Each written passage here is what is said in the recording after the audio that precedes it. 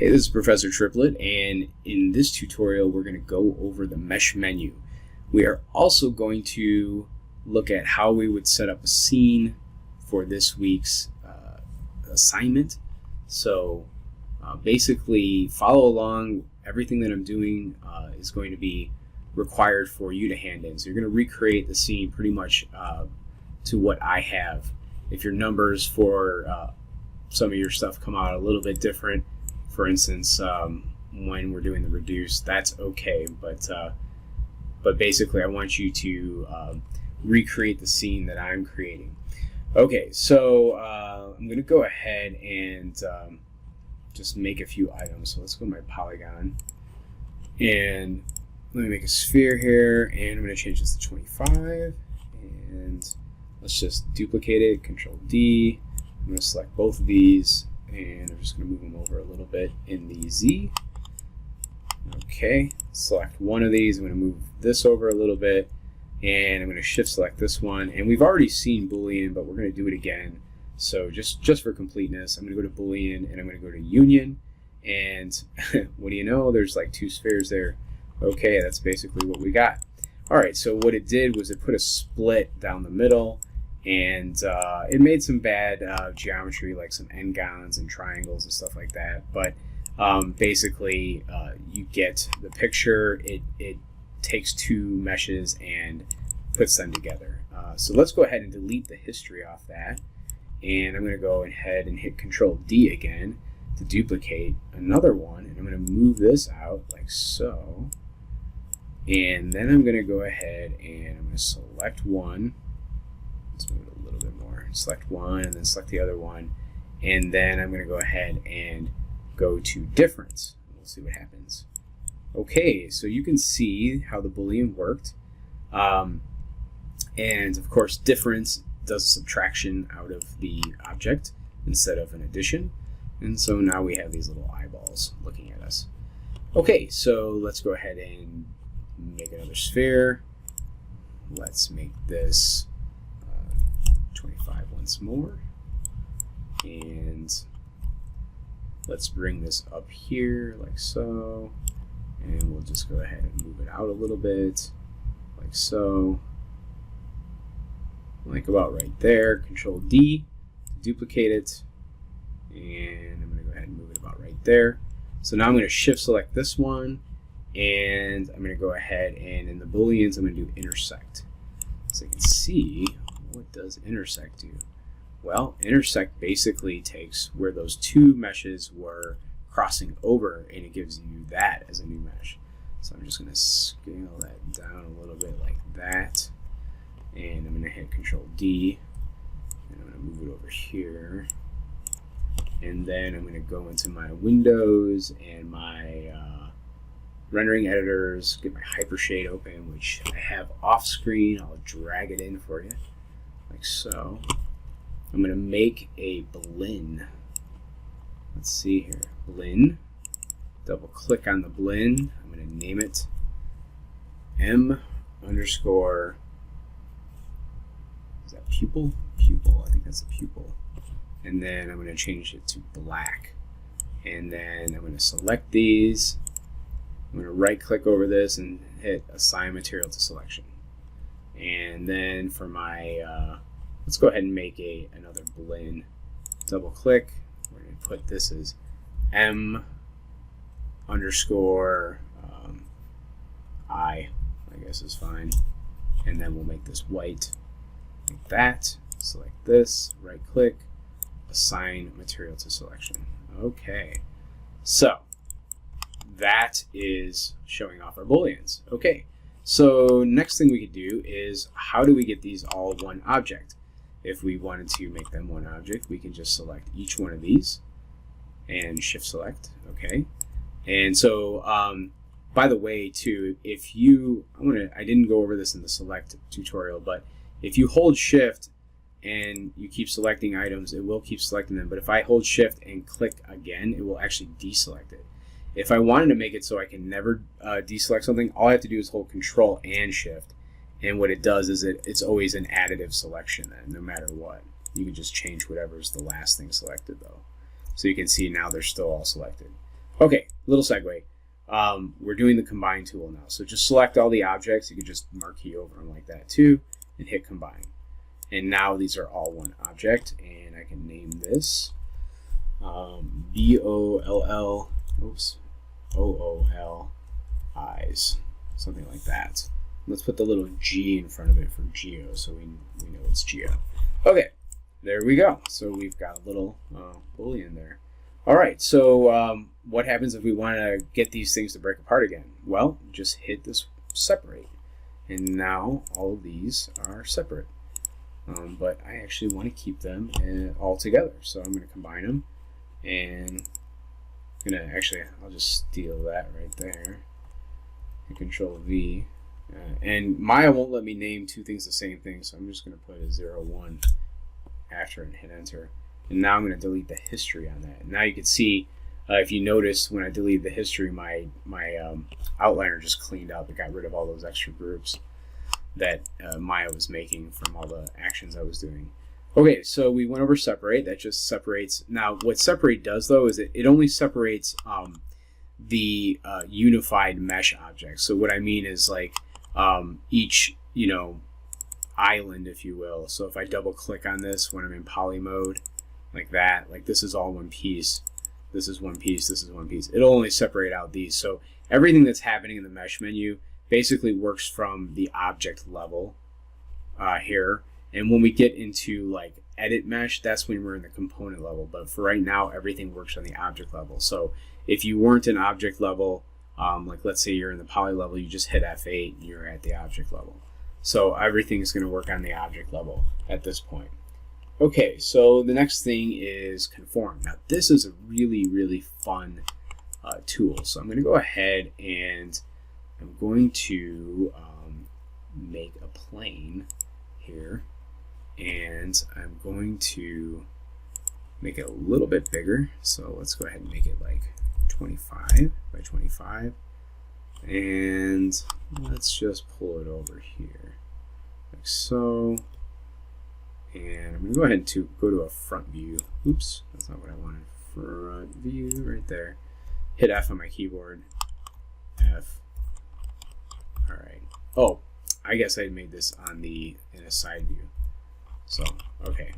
I guess I'm going to my right view. All right, I'm going to pull my plane up. And that looks good to me. I'm going to go back to my perspective view. I actually want to make my plane a little bit thinner. So I'm going to go ahead and just take, I think the width is the X. So let's just make that 5. Yep, that's about it. And then in the width subdivisions, I'll just make that 2. Actually, we'll make it 1. So that'll be fine. Okay. So this is what Conform does. It's really great. I'm going to select this mesh, and then I'm going to make it live, a live surface. So what the live surface is basically, it's kind of like it takes the mesh and it makes it a mesh where other meshes can snap to the surface of this mesh. So it kind of becomes like this background object, because you won't be able to select it once it's live, but you will be able to snap things to it. So I'm going to go ahead and I have it selected, and I'm just going to hit this button right here, and it does make it live. And then I'm going to select this, and I'm just going to go ahead and hit Conform. And you probably don't see what happens right away. I'll delete the history right away, and I'm going to lift it back up. And what it did was it matched the curvature of this. So you can basically take stuff and I could put like a little eyelid cover or something on there. I mean, that's not how I would model eyes and eyelids, but just saying you could do something like that. So for this, I'm going to just double click and grab my polys, and it looks like my slide tool's on. I'm going to actually, oh, okay, I see what's on. It's actually the live surface tool. So let me go back, disregard what I just did. And I'm going to hold Shift on my keyboard, and that's going to allow me to click on this widget and start moving it. Now you can see what's happening here. It's not working right because it's snapping right to the surface, because this is the live surface. So what I'm going to do is turn off this live surface, and now I'm just going to hold shift and drag up, and I just gave them little eyelashes. So I'm going to go ahead and I'm just going to duplicate this object, so object mode, control D, and I'm just going to go to my right view, and I'll move it over a little bit and select the two of these. I'm going to show you another way you can put a material on. So you can right click, drag to assign new material, or if you already have one made, you can go to assign existing material. So we're going to make this the pupil, so it's going to turn out black. So go to perspective, and there you go. So now we have just two little eyelids, and they're black. So just having a little fun here. Okay, next one, reduce. All right, so let's go ahead and just make a torus. I'm going to scale it up, and now this is important to have your heads up display on for your poly count when you're looking at using reduce. Okay, so what the heads up display does is we have our verts, edge, faces, triangles, UVs. It basically is going to tell you how many verts are in your scene. That's this total count right here, which is 1386. And then the object you have selected, this one has 400 verts.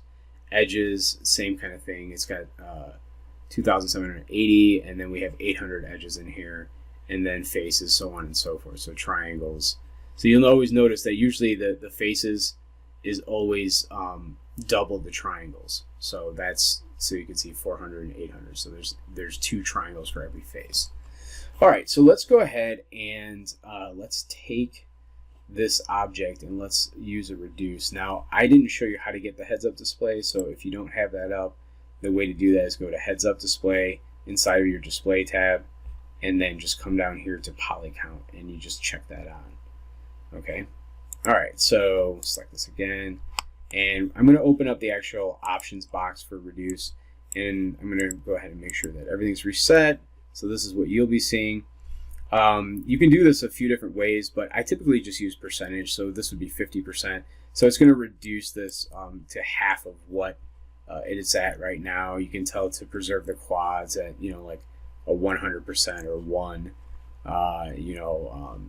and you can also tell it to preserve mesh borders, UV borders, color borders, all kinds of stuff like that. So if I don't care about any of this stuff for now, a lot of times this is used for games, so you might want to keep like your UV borders and stuff like that. But if I don't care about any of that right now, I can just go ahead and turn it off, and then I can hit apply. And you can see what happened is since it was at 50%, what did it take it to? Well, it was at 400, now it's at 200. So it did exactly what it said it was going to do. It didn't do it the prettiest, it's not perfect. But it did work pretty good. I'm disappointed in the fact that it made these things so close together here. So if it was up to me, I'd grab this edge here, and there's actually a couple edge slide tools. One of them is, let's see here. Am I in the wrong? Let's see. There it is, slide edge, and you just middle mouse drag, and you can slide the edge right there to even out your topology. The other thing you could do is go into here, and in your transform constraint, so this is the modeling toolkit, transform constraint, you can do edge slide. And so you can double click on something and go to your move tool, and you can see it says slide right here. So it's going to just slide it along the edge there, and it constrains it basically to the surface, but it's really constraining it to the edges. You can actually change it to constrain to the surface. So if I was going to grab verts, it would only allow me to slide it along the surface and not go outside of it. But with the edge slide, it'll only allow you to slide it on the edges. I use this a lot when I'm modeling, so that's why I segued into it. I know it's kind of outside of the range, but that's something I use a lot. So anyway, I just even my topology out. That's not important right now. We're just learning this tool, but I like to throw these little segues in there once in a while to kind of break things up. So anyway, that was the reduce.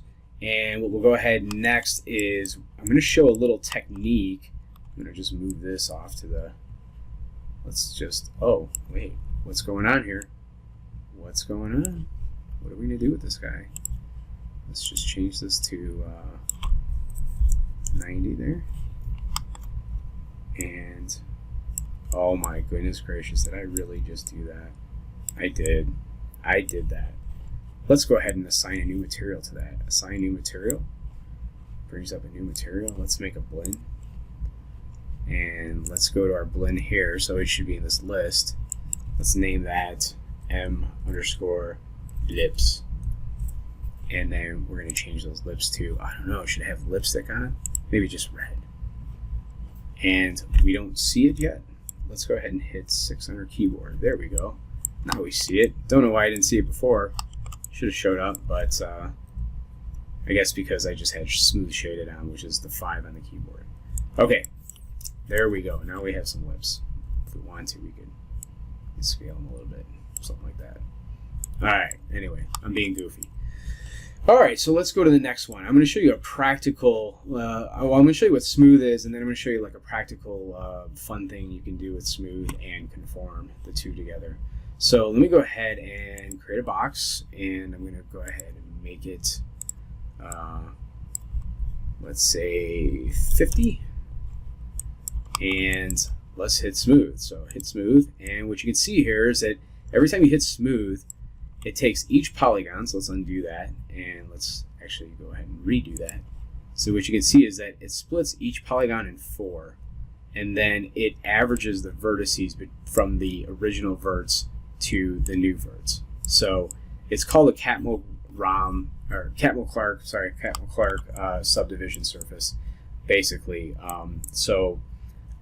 You can preview this by hitting 3 on your keyboard too. So if I hit 1 on my keyboard, it takes it back, and 3 takes it into the smooth mode. So it's just a way to preview it. And if you hit 2, it actually shows you the cage and the smooth as well. So anyway, the reason why I'm showing this is because instead of having a sphere with poles on it, sometimes you want a sphere that's all quad based. The poles are, look at this really quick. The poles are these triangles up on top here. You can see these triangles here. Those are the poles, okay? And sometimes for deformation, that's not going to be good. So like if you're going to rig a sphere to be like a little bouncing ball or something, you may want your sphere to be made out of quads. Now, there's a problem though, because when I do a quad sphere like this, let's go back to our object, and let's smooth it again and smooth it again. It's hard to tell, but it's actually a little bit flat on the edges. It's not doing like a nice round sphere like this one. So let me go ahead and make another sphere and prove it to you. So I'm going to take this and turn it to 25, and then I'm going to take that other sphere. Let's get out of that object. Let's grab the cube, and I'll just scale it up a little bit so it matches this. So if I go ahead and select all the faces on the cube, even though you can see it's breaking out in some of these areas, oh, I have my slide still on. My bad, let me turn this off. Otherwise, actually it probably just messed up my model. Oh no, I did it, and never mind, it's probably fine. Actually, I just thought about it. I gotta double check. Okay, here's the proof. All right, so you can see where this is breaking the surface, but it's not touching and making the complete round edge because it's actually a little bit flat due to the original shape of the cube. Okay, so what we want to do is we want this cube to be a perfect sphere like our other objects. So how can we do that? Well, remember our conform we just used? Well, let's go ahead and select that sphere. Let's turn it live. So now it's live. It's a live object. Grab our cube again, and let's just do a conform. And there you go.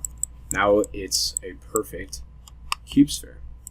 So there's a practical way you can use that. Let's delete that history, and we'll move that up like so. And so you can see how nice the two of these look. And they both have the same shape. So there you go. All right. We have 3 more things to get through, and so I'll go ahead and do that. I'm just going to go triangulate. Okay, you can see what that does. And I'm going to go ahead and quadrangulate, which is, I think, a made-up word.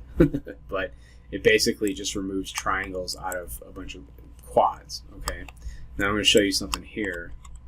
Let's go ahead and do a triangulate here. And you get some like wonky stuff. Oh, I just realized I skipped fill hole. We'll go back to that.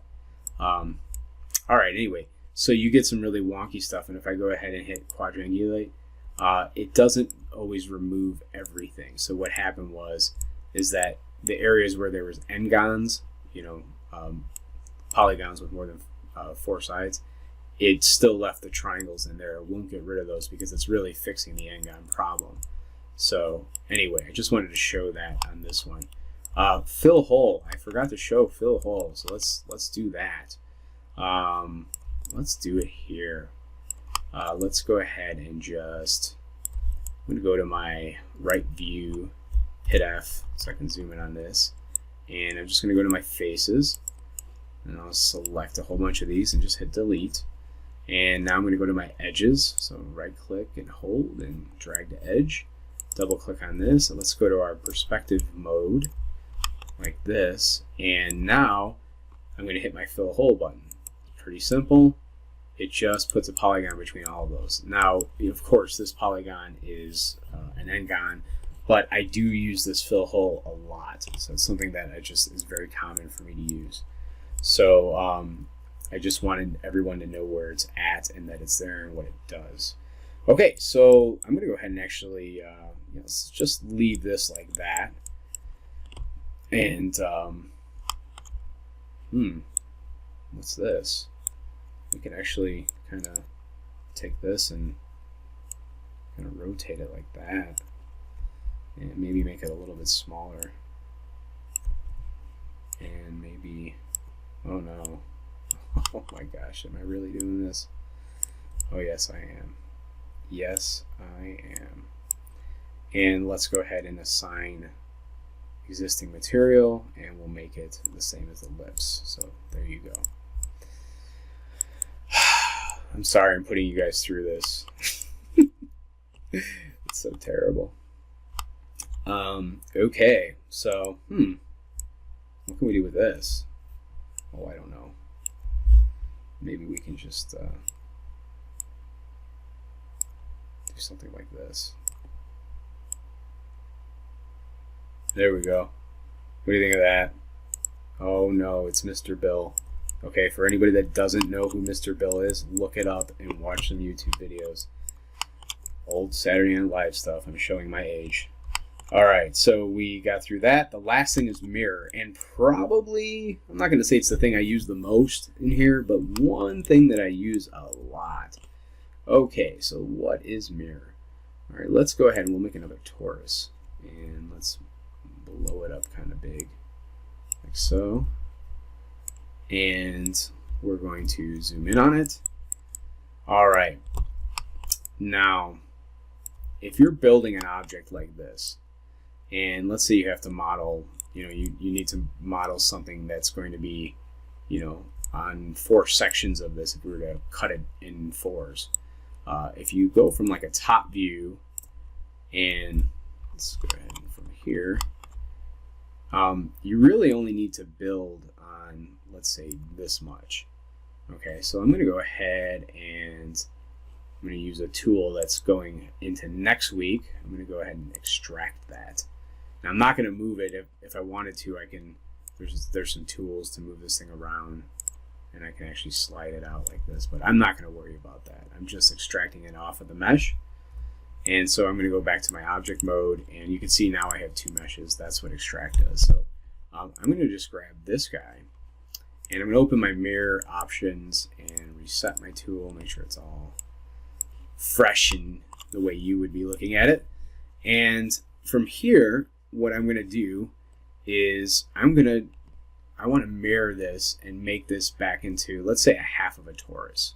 So I have to know the axis that I want to mirror it on. So if we look at this widget down here in the corner, you can see the Z, the Y, and the X axis Okay, so since we're in the top view, we don't really see the y-axis that much. So let's go ahead and just go to the perspective view. But right now, so there's the x, this is the z-axis. So let's say we want to mirror it in this direction. So you're going to have a half a tube, you know, facing this way. Well, anyway, you'll see once I do it. Okay, so so I'm going to mirror this, and since it's in the z direction, I have to make sure that I check this right here.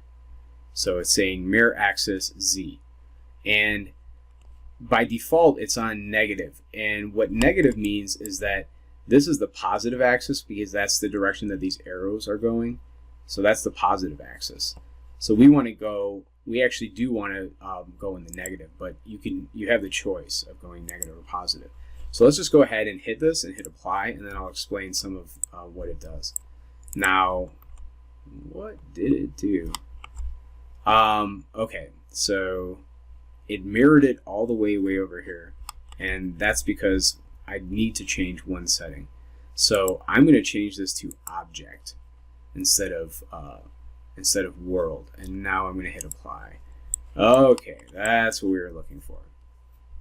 All right, so basically, if I have it set to object, it looks at the object space and it mirrors it based on like the edge of the object. Okay, or if you have your pivot moved, it'll go based on your pivot. So in this case, the pivot's still in the center, so it worked correctly. Now, while this is still live, I can actually pull this, and you can see you can actually like manipulate this thing. And it's even trying to merge the verts, and that's because I have this merge settings. I have combine with original, and then I have merge border verts. And you can say bridge border verts or do not merge border verts. So if I turn it on that, it shouldn't be trying to pull on anything. But if I go ahead and actually it is still trying to pull, I don't know why. Maybe it's because I had it set when I originally hit the button. That's probably why.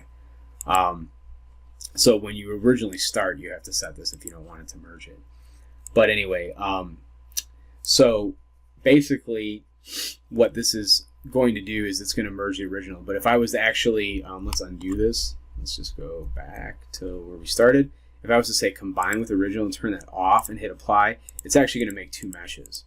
So, and then, you know, of course you combine them if you needed to. So let's just delete that. Let's go back into here and let's look at, obviously if I use the X mirror axis and hit apply, you know, it's going to go that way.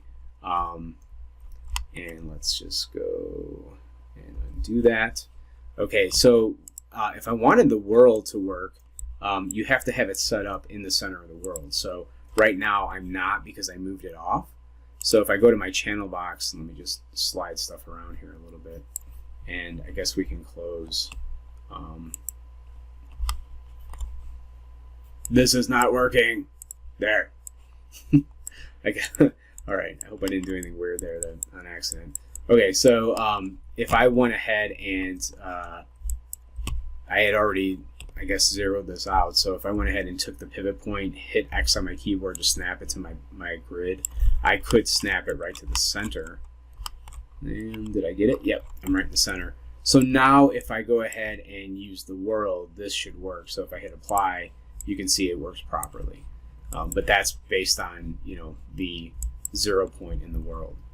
Okay, so I think that's pretty self-explanatory. Let's just see what happens when I do Y. It actually like just did it on top of itself. Let me undo that. Let's go combine with original, apply, and then if I start pulling on this, you can see it actually kind of merges the two together. It almost looks like a Boolean in a sense. So you can see that right there. It's kind of interesting. But usually what I can do is I can just model one edge of something or one section of something and then just mirror it a few times once I'm done modeling it. Okay. You can tell it to flip the UVs as well. But this is something I wanted to make sure you understood because I use this a lot. This is a very common tool for modeling because you don't want to do more work than you have to. So okay, so for how to show this part off in your homework, just go ahead and let's see, we don't want to mirror it on the Y. Let's just go ahead and mirror it like on an X, and we'll show a half circle, and then that'll look good. So if we want to. Oh no, am I gonna do it again? Oh, I am. I'm just, this is terrible. I'm sorry I'm putting you through this, but I'm sadistic. I can't help it. I just can't help it. Let's change this to 90. And let's give him ears. Yes, we really are doing this. And let's go to perspective. Grid's kind of annoying me, so I'm going to turn it off. And let's just move that in, like so. Okay, leave it out a little bit so I can see that. Actually, you know what's perfect? We're going to do this. We're going to go like this. We're going to actually bring our mirror back up. I have all these set in my custom shelf, so I can just come up to mirror, and I can go ahead and say, let's see, it's going into X. We want it to be the Z, so we can just change this to Z, like so. And why does that look wrong? Let's go.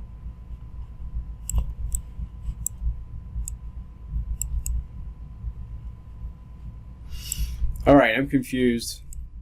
Let me pull up the options. This is doing something wonky for me. Oh, I still have it on world. Let's put it to object.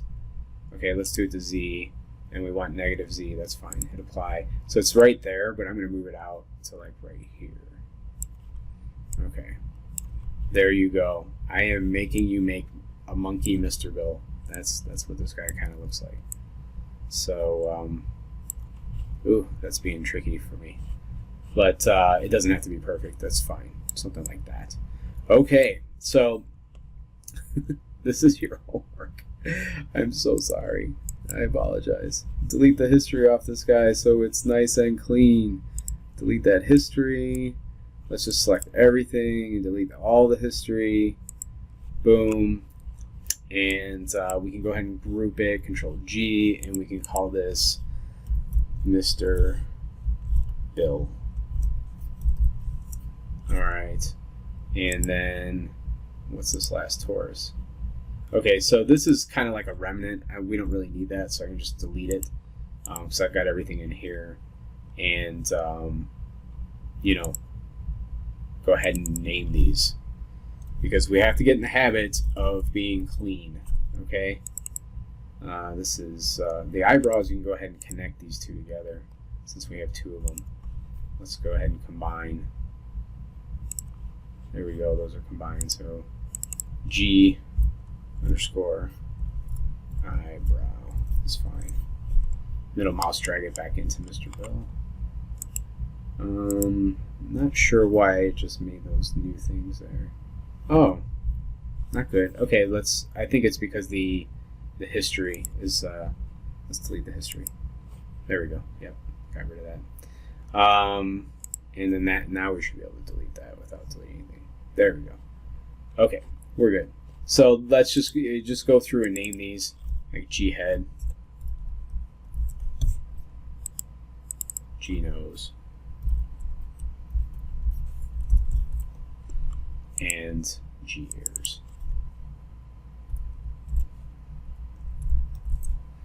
Okay, this is not an example of character modeling, but technically you could put like deformers on some of these things and actually start to make this thing talk and animate.